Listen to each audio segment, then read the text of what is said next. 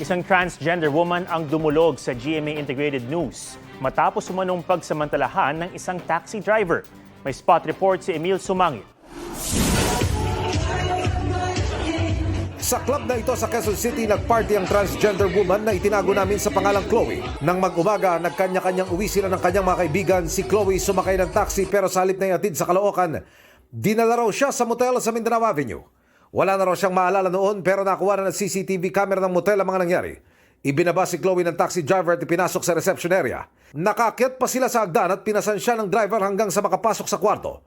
Matapos ang isang oras, lumabas ang driver at nagpaalam sa reception na bibili ng pagkain pero hindi na bumalik. Nagising akong mga 2 p.m. Sabi ko, fully naked na po ako noon eh. Sabi ko,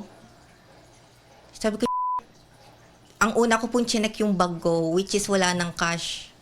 2022 daw, ito nangyari kay Chloe. Nai-report ito sa QCPD pero wala raw nangyari sa kaso.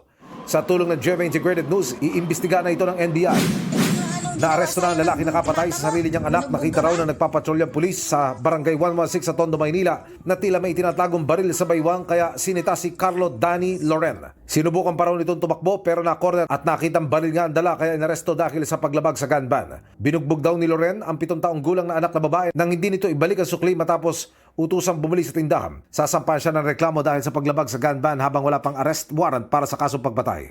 Emil Sumangit, nagbabalita para sa GMA Integrated News.